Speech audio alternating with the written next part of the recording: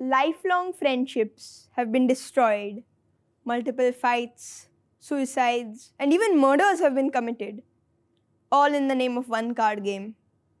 This game is Bridge, and I've been fascinated by it for over half my life, which is not much. So here I am, a 12-year-old who wants to introduce you to the mystery of this mind sport. Let me start with a few basics. A deck of 52 cards is divided into 4 suits. The ace is the strongest card in the deck, followed by the king, queen, jack, 10, all the way till the 2.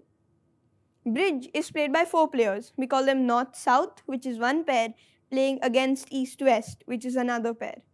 Each player is dealt 13 cards, and when all 4 players have played one card, it's called a trick. Usually, whoever plays the highest card wins the trick. There's not much trickery involved.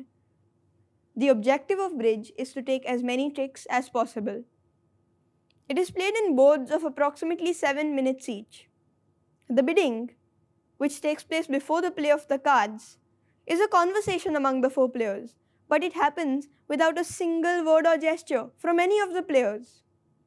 The purpose of bidding is to decide how many tricks each pair will attempt to make through an auction. The pair which wins the auction tries to fulfill the number of tricks decided in the bidding, while the other pair tries to prevent them from doing so. Bidding is like creating a blueprint for a building, while handplay is the actual construction of it. Bridge may seem like a difficult game to play, but once you get it, you're completely drawn into it, which is what happened to me.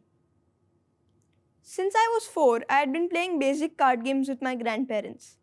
As I got better at understanding how the cards were distributed, I'd get upset with them because they wouldn't remember which cards had been played. Recognizing this, my father got me a bridge tutor. I was only 6.5 at the time, and I had to actually sit on top of the dining table to be at eye level with the cards. Soon, I started loving the game and I began learning with full enthusiasm. I still love playing board games like Monopoly and the Settlers of Catan, and video games like Minecraft, but Bridge has become my true passion. I played my first tournament at Indian Gymkhana in Mumbai. That's me sitting on 3 chairs so I could see the cards better. One of the opponents, with a good sense of humor, welcomed me to the table by saying, "I'm feeling intimidated playing against you. What if I lose to a 7-year-old kid?" A few months after this, at the selection camp for the World Youth Bridge Championships that were to be held in France, one of my partners did not play well. When the round ended, I started crying and I told my father, "He's the second worst player I know." My father asked me who was the worst, and in utmost seriousness, I told him, "You!" At the end, I qualified for the World Championships and I was the youngest player to participate.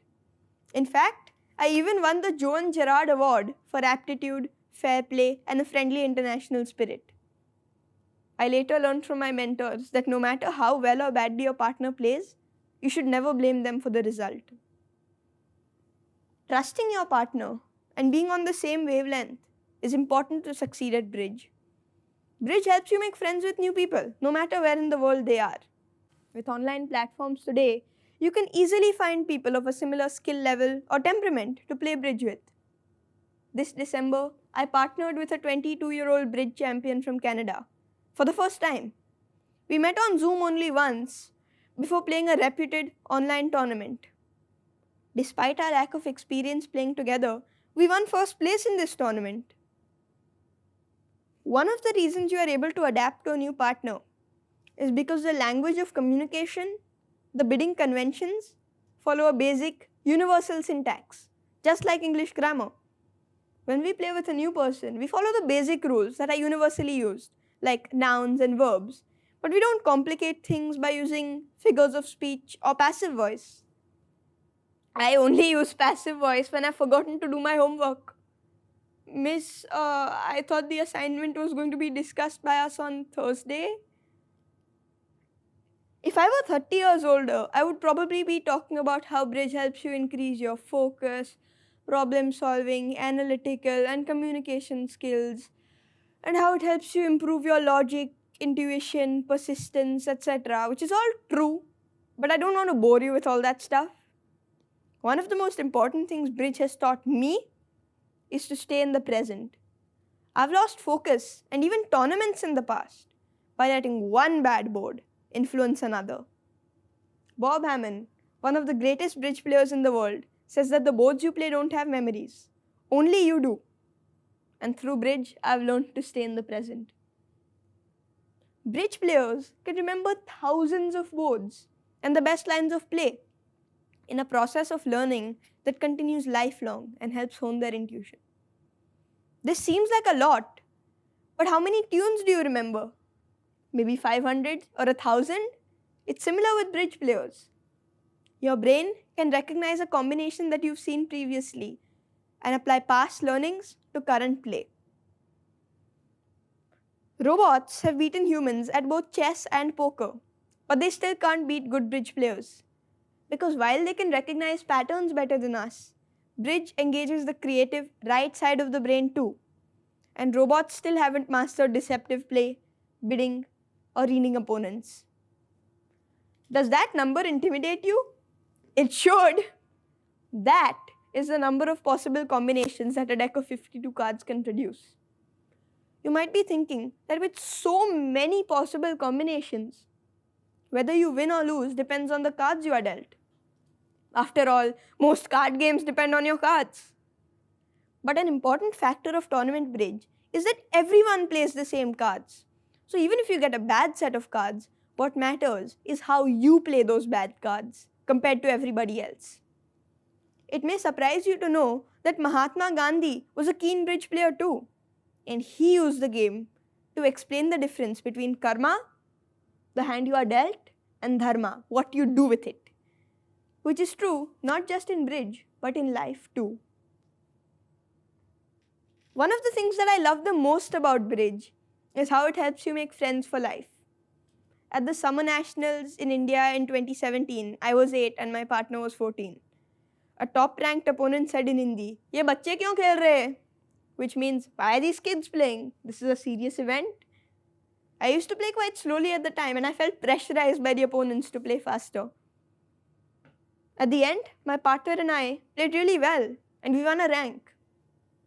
Later, the opponent asked if he could take a picture with me and we've been friends ever since. Warren Buffett and Bill Gates are friends and bridge partners, and Buffett has famously said, "Bridge is such a sensational game that I wouldn't mind being in jail if I had 3 cellmates who were decent bridge players." Mahatma Gandhi and Sardar Patel had actually done just that. Their banter while playing bridge, even while in prison, led to a legendary, lifelong partnership that began on the bridge table. Their sense of loyalty and bond of personal affection was so fundamental that it played an important role in the direction of India's freedom struggle. Who knows? If not for bridge, Indian independence may have taken longer. Of all the reasons to learn the game, the most important is that it's just fun to play. It offers the suspense and adventure of a crime thriller, the cerebral qualities of chess, the excitement of video games, and the teamwork of athletic sports, all in a friendly setting. Imagine someone my age and size trying to play football or basketball in a world-class team. I love playing them, but it's almost impossible to compete against adults. At the bridge table, however, age is not a hurdle because you can start playing young and continue for long after without losing your touch. To me, bridge is a game of beauty. There is a lifetime of intricate positions and challenging boards ahead of you.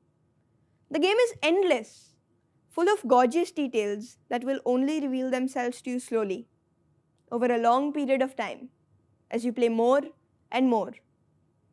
My hope is that more young people all over the world experience the joys of this amazing game. Thank you very much.